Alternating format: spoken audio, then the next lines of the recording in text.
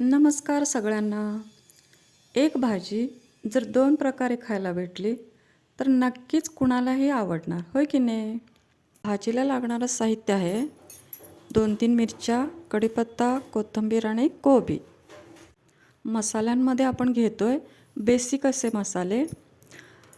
मेथ्या 1 चमचा, 2 मोठे चमचे शेंगदाण्याचं कूट, जिरे मोहरी 1 चमचा, तेल 2 चमचे, किंचितशी हिंग, चवीपुरतं मीठ व पाव छोटा चमचा हळद.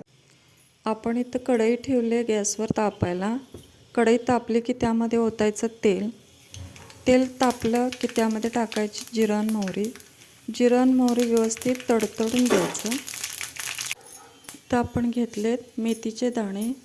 हे तुम्ही नक्की घ्या. ह्या दाण्यांच्यामुळे तर आपल्या भाजीची चव अप्रतिम लागणार आहे. त्यानंतर आपण घेणार आहोत 2 उभ्या चिरून मिरच्या. मिरच्या परतून झाल्या की आपण टाकणार आहोत ह्याच फोडणीत कढीपत्ता व मिरच्या म्हणजेच सगळी फोडणी परत एकदा आपण परतून घेणार आहोत. आता आपण टाकणार आहोत पाव चमचा हिंग. त्यानंतर आपण टाकणार आहोत आता पाव चमचा हळद. आपण आता ह्या फोडणीत अर्धा कोबी चिरून घेतलेला तो मी टाकून देते.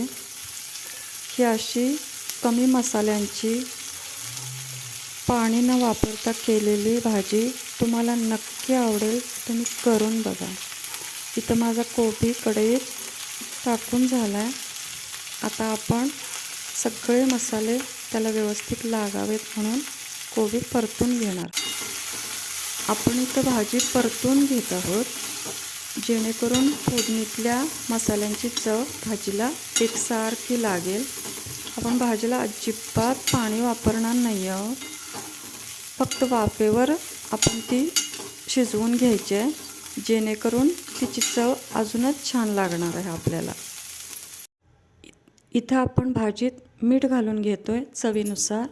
मीठ घालून थोडंसं परतून 1.5 मिनटासाठी भाजीला वाफ देऊन घेणार आहोत.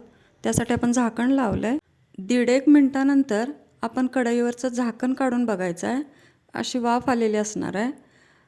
अशी वाफ आली म्हणजे समजायचं की आपली भाजी शिजलेली आहे. परत एकदा परतून घ्यायचं आहे. याची खात्री करून घ्यायची आहे की भाजी आपली खाली लागलेली नाही कढईला. त्यानंतर आपण घातलं इथं शेंगदाण्याचं कूट. शेंगदाण्याचं कूट घातल्यानंतर ही भाजी अजून एकदा परतून घ्यायची. त्यानंतर आपण घालायची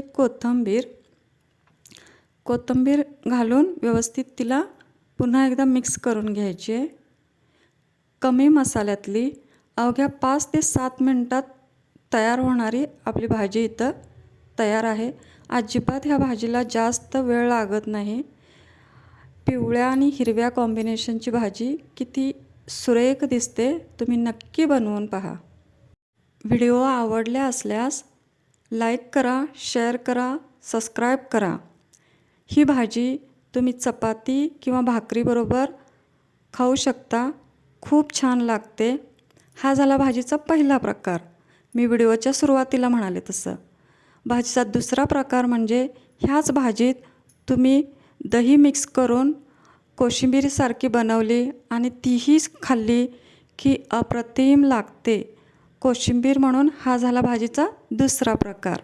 व्हिडिओ पाहिल्याबद्दल तुमचे खूप खूप धन्यवाद. चला बाय.